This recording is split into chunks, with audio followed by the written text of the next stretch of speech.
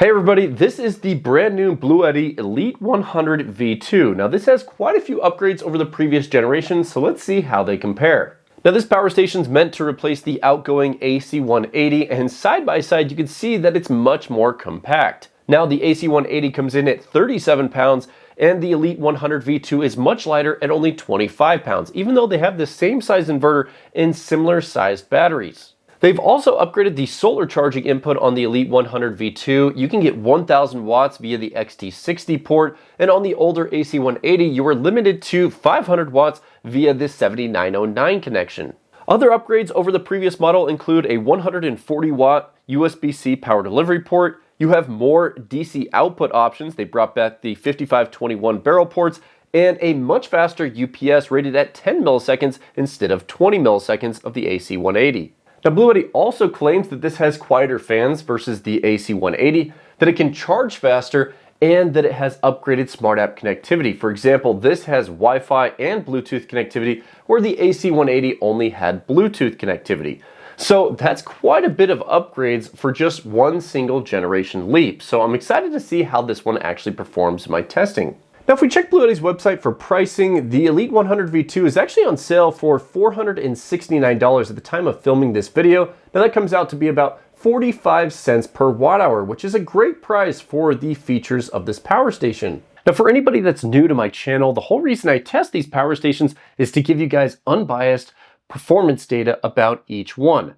My goal is to make you guys educated buyers when it comes to purchasing power stations, so whether you buy this one or any other one I review, I want you guys to make the right decision. Now just to clarify, Bluetti did send out this power station for performance testing. That will not affect my opinion of the power station or the performance data at the end of the video. Now what I want to do is jump into the actual testing on this power station, so testing the AC inverter, testing the DC output and USB ports, and then doing a bunch of charging demos. So you'll see chapters at the bottom of the video that you can kind of skip around to, but let's start with the testing on the AC inverter. Now I've zoomed in a bit so you guys can see the 4 outlets on the AC inverter. To turn these on, you press this button right here. You'll get a green light indicating that it's powered on. Now for the actual power, it's rated at 120 volts and 1800 watts continuous output. It's also rated to be a pure sine wave, so let's see how it actually performs. First, I wanted to see if the power station could handle its maximum advertised load of 1800 watts for 15 minutes. During the test, my oscilloscope showed an excellent sine wave output, and I measured 119 volts at 60 hertz. Essentially the same high quality power you'd get from your utility company. After 10 minutes at full load, the cooling fans were running at full speed, and my sound meter measured 51 decibels from 3 feet away. Using my thermal camera, I checked the temperatures during the test, and I saw a peak of 124 degrees Fahrenheit near the exhaust ports. No signs of overheating at all. The Elite 100 V2 ran the full rated load for the entire 15 minutes without shutting down. Next, I wanted to find the inverter's absolute limit before it overloads. I ran a 2000 watt load for a few minutes and then kept increasing it until I hit just over 2600 watts, at which point the inverter finally tripped. This means you can pull more than 1800 watts for a short burst, but eventually it'll shut down to protect itself. Okay, so let's go ahead and test the surge capacity of the Elite 100 V2 inverter. It's rated for 1800 watts continuous, but how well does it surge? For the test today, I have my Klein clamp meter on the hot wire set to inrush mode. This will measure the peak amps as each of these appliances start up. Now, because these are inductive loads, they're rated for a specific amperage, but typically you'll see over double that amperage as they start up. So keep your eye on the screen here. We'll see if the Bluetti can power it up. Let's go ahead and turn on the 10 amp air compressor. Okay, so 21.46 amps on startup, and it powered it up with no issues. Next, we're going to try the 12 amp vacuum. It pulled a total of 29.20 amps, and the power station powered it up without an issue. And for the largest appliance, the 15 amp table saw, most small power stations struggle with this one. Yep, and it failed to power up the 15 amp table saw. Before it shut off, we got a total of 30.8 amps, and you can see the inverter is overloaded. Next, I want to test the UPS cutover on the Elite 100 V2. Bluetti advertises the switchover time to be 10 milliseconds, so let's see how fast it really is. Now the computer, monitor, and studio lights are all connected into the AC inverter while it's charging from the wall, and I've started a stress test on the PC to simulate a load. Now I also have my oscilloscope plugged into the AC inverter to track the output. What we're going to do here is we're going to disconnect it from the wall and see how fast it takes to swap over to battery power. So we're about to record it. So my oscilloscope did catch the cutover. It's between these two cursors here. This is when it lost power, and the measurement is 8.7 milliseconds. So a little bit faster than the advertised 10 milliseconds. Now I always like to do a couple additional tests just to make sure everything's working properly. So we'll do a second UPS test in 3, 2, 1. Third and final UPS test in 3, 2, 1. Okay, you can see everything's working properly. So moving on to the next test for the AC inverter, I want to use this outlet tester to see if these outlets have an open ground or a bonded ground. So let's plug it in. The AC inverter is enabled. Okay, so when we are not charging from the wall, this does have an open or floating ground. Now I've just connected the AC charging cable, and you can see that it does pick up ground from the charging source. So while you're charging from the wall or in UPS mode, the power station is grounded. How much usable capacity should you expect from the inverter? I ran a full discharge test with a resistive load until the battery was empty and measured 890 watt hours of usable capacity. That's 86.9% of the advertised capacity, which is right in line with my goal of 85%. What about idle power draw with the inverter left on? Starting from a full charge, I left the inverter on for 12 hours. The state of charge dropped to 87%, a loss of 13% over 12 hours, or about 1.08% per hour. That's an excellent result for this test. Now, does the inverter produce interference? Using a dirty electricity meter, I measured 1400 millivolts of EMI, which is actually below average. I then plugged in my guitar amp. It was dead silent, no buzz, no hum.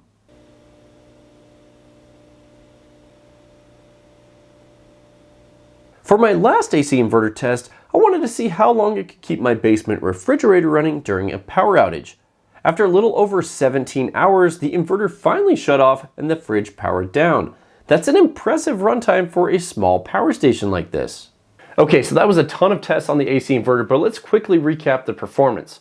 So I was actually very impressed with the performance of this small power station. So the max load of 1800 watts, it had a really good sine wave, 119 volts, and it didn't shut off or overheat. The fans actually weren't even that loud during that test. Now, when it came to the surge capability of the inverter, it got 30 amps before it shut off. So that's actually really good for a power station of this size. So 3600 watts surge capability before it gets overloaded. Now, when it comes to the capacity test, we got right on par at 86% or 85.8%, something like that. Can't remember the exact number, but right on par. It's exactly what you should expect for a power station. Now, when it comes to the UPS on this power station, it's very fast. It's under 10 milliseconds, so it should work well for your sensitive devices. And the inverter output was clean. There was no noise on the AC inverter.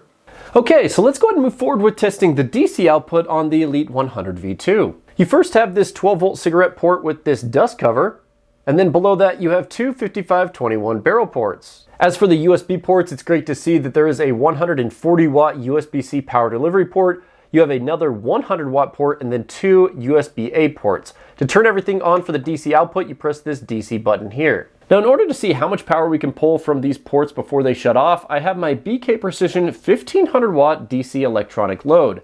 Now, I've connected it into the 12-volt cigarette port, and we are seeing a regulated 13.68 volts output. Now, typically the 12-volt sockets on power stations are rated for 10 amps, so I've set up a 10 amp load on my load tester here.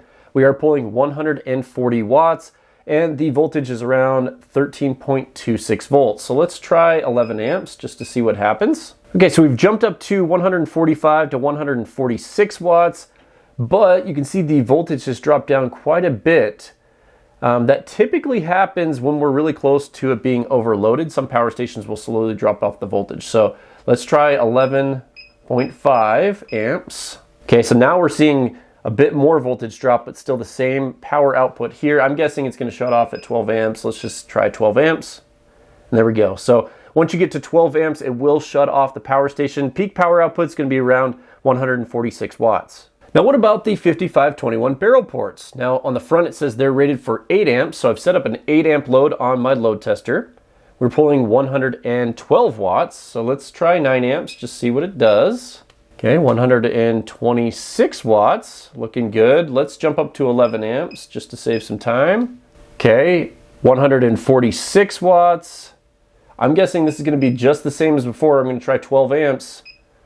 See if it shuts off. Yep. So both the 12 volt socket and the 5521 ports are good for 12 amps before they get overloaded. Now I will say 146 watts is a slight upgrade over the previous Bluetti AC 180. So it is good to see a little increase in wattage there, but a lot of my viewers are asking for more DC output. I would have loved to see an XT60 port here, good for 20 amps, and I'm sure my viewers would love to see that too. Next, I want to test the USB ports to see if we can get the full rated power. Now I have my USB tester connected into the first 140 watt port, and if you look on that little screen, we are getting power delivery 3.0 at 140 watts. So we're charging this at 136 watts, and the power station is showing 140 watts output. Now moving on to the 100 watt port, we are seeing power delivery 3.0 at 100 watts. We're charging this little power bank at 94 watts, and we have 100 watts coming out of the power station. Now what about the USB-A ports? I've connected to the first one here. We are getting dedicated charging protocol at 1.5 amps. So we're seeing 9 watts into the power bank and 9 watts out from the power station. Now connecting up to the second USB-A port, we are seeing the same results. Now I just wanted to make sure that you could use all the USB ports at the same time. I'm charging this power station at 100 watts. I'm charging this power bank at 140 watts, my wireless earbuds and my cell phone. We are getting 247 watts output to all of these devices. So yes, you can use all the ports at the same time. Now I wanted to do one final test with the DC output to see if we could get full power from the 12 volt socket and use all the USB ports at the same time. So with all the USB ports in use and the 12 volt socket, we are pulling a little bit over 350 watts. So yes, you can get quite a bit of power by using the USB ports and the DC output at the same time. How much usable capacity can we expect from the DC output? Using my electronic load, I measured 879 watt hours as the power station shut down, or 85.8% of the advertised capacity, again right on target for my 85% goal. Now how much idle background power is used if you leave the DC output turned on? Starting from a full charge, I left the DC output on for 12 hours. The state of charge dropped to 93%, so the DC output is fairly efficient sitting idle. Okay, so in the next portion of the video, we're going to go through a bunch of charging tests and demos on the Elite 100 V2. Now you get two different charging cables in the box. The first one is your solar charging cable. It's MC4 to XT60. And the second charging cable is for AC charging. This plugs into a normal wall outlet or gas generator. Now here on the front of the power station behind this flap, you have the DC input. This is an XT60. It's good for up to 1000 watts. That's quite a bit for the size of this power station. It accepts a voltage of 12 to 60 volts and 20 amps. Now I've rotated the power station, and behind this flap here you have the AC input. This is good for up to 1200 watts. So right here I have my 1200 watt power supply. I've plugged it into the DC input, and I have the voltage set to 13.5 volts to simulate charging from a 12 volt battery or your vehicle. Now the power supply is set to 20 amps, but you can see the power station is limiting the input to 8.4 amps, and this is typical for most power stations. We are charging at around 100 watts, so if the power station was completely empty, this would take around 10 hours to completely charge. Now if you want to charge faster, there is a setting within the Smart App where you can set it to higher amperage charging input. Now this will work anytime you have a voltage above 16 volts.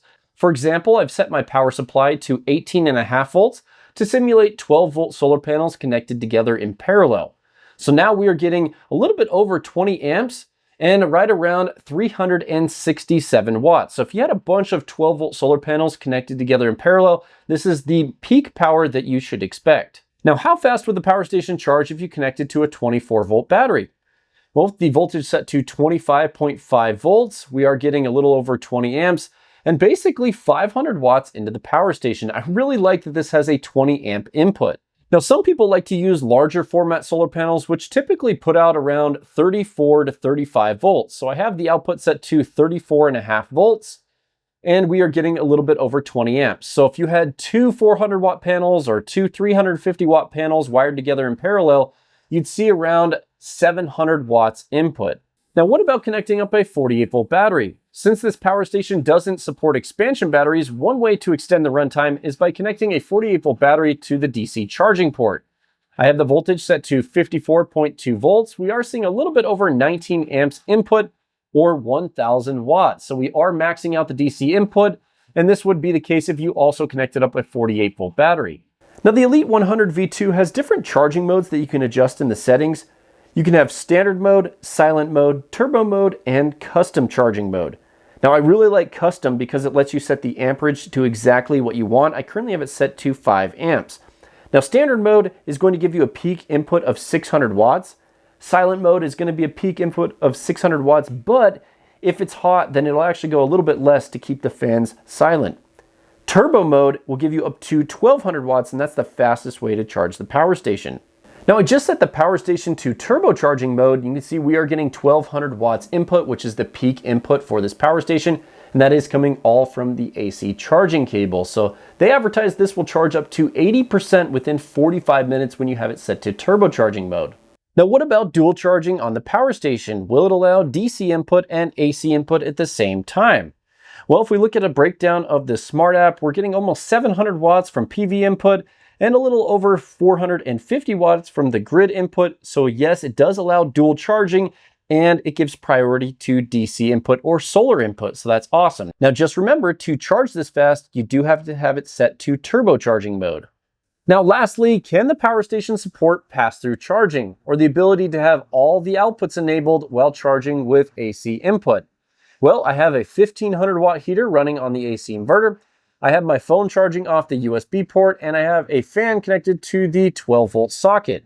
Now, if we look closer at the screen here, we're getting 1719 watts from AC input, and we're powering about 1465 watts of loads.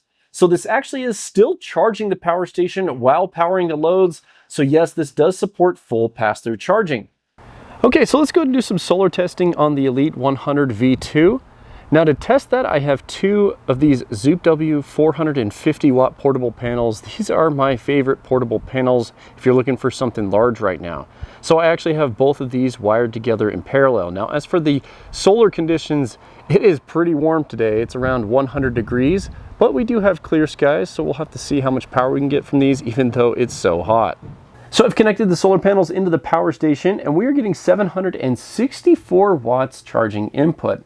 Now, this is kind of what I expected because these solar panels put out 38 volts at peak power, and each one can produce 12 amps, and we have them wired together in parallel.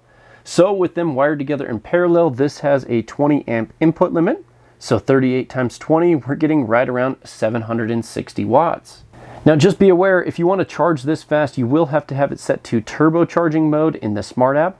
And you'll notice that as we've gotten up to near 100% state of charge, it's starting to drop off the charging speed. Now we're only getting about 445 watts input, and that's typical for most power stations because they'll slow down as they get near 100% state of charge. Next, I tested leaving a 220 watt solar panel connected overnight. In the morning, as soon as the sunlight hit the panel, the power station automatically began charging with no issues at all. I also tested with the power station completely off.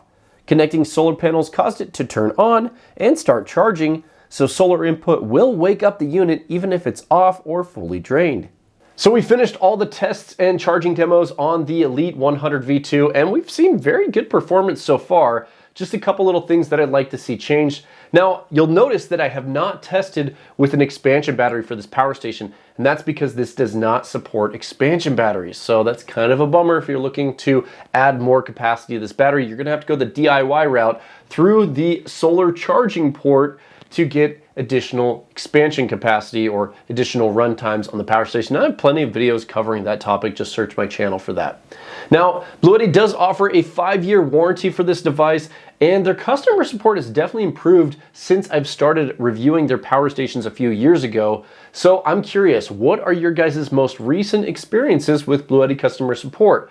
Is it amazing? Is it bad? Is it good? Just let me know. Make sure you leave a comment down below in the comment section about Bluetti customer support if you've worked with them recently. Now, I briefly want to go through the Smart App just to show you one new feature. Now, this app is very similar to other Bluetti power stations I've tested. Just to give you an overview, you have your inputs at the top, you have your outputs below that, and right in the middle you have your state of charge of the power station. You do have the ability to turn the power station off remotely, but remember you can't turn that back on remotely. And you have the DC and AC switches. Below that you have energy statistics, and then your PV generation right below that. Now you can actually come in here to the settings, and this is where I wanted to show you guys that new setting. So you can come in here to advanced settings. Once you get to advanced settings, you can select system switch recovery. Now look at this. If you'd like the system restore its last output on or off status upon restart, enable this option. So you can enable that, you click accept, and then you'll have to put in, typically it'll ask for pro mode password, which is all 8s, and then it enables. So basically what this means is if you had the AC inverter enabled and the unit dies, when it starts charging again, it will enable the AC inverter. So that is an awesome setting, especially for anybody that's looking for a real UPS. Now up on the screen, you're going to see my power station grading system and the results for the Bluetti Elite 100 V2. Now out of 10 points available, it got 9.5 points, or an A grade. Now it missed out on one of the requirements, which is supporting 150 watts of DC output. It just came shy of that, so missed a half point there, but overall very good performance for a small and compact power station. Now after I finished all that testing and I put this through my power station grading system, this is a real solid performer. It's definitely an upgrade over the previous AC 180. I love that it has the upgraded USB ports, it's much smaller and more compact, and that it has 1,000 watts of solar input. But it's not perfect. There just are a few little things that I'd love to see upgraded on this. I'd love to see that this would have a DC output that's around 20 amps or higher. The whole reason I got into Bluetti power stations from the beginning is the fact that they had high DC output, and a ton of my viewers are requesting that. And so a 20 amp output, like an XT60 port on this thing, would make it the bomb. Now the final thing is I'd love to see expansion battery support for this size of power station. This is like the perfect model where it can kind of be a small home backup but also portable, so you could have expansion batteries at home for a larger, home backup system to power up a fridge and your laptop for a longer period of time, but also you can just leave the expansion batteries at home and take this on the go for camping. So that's kind of my feedback to Bluetti. If they come out with a V3, I'd love to see those changes. So let me know what you guys think about the Elite 100 V2. What do you love about it? What would you like changed? Make sure you leave a comment down below. Now, as we're coming to the end of the video, I just want to give a special thanks to anybody that's been watching the channel long term. I finally got the 100,000 mark, so I just got my YouTube plaque for the 100,000 subscribers. And this is just a cool milestone, and it wouldn't be possible without you guys. Now, anybody that's interested in the Elite 100 V2, I will have the link to it down in the video description so you guys can learn more. I'll also recommend a couple of the videos that you can check out if you're interested in this type of power station. Guys, thank you so much for watching, and hopefully we'll see you guys in the next one.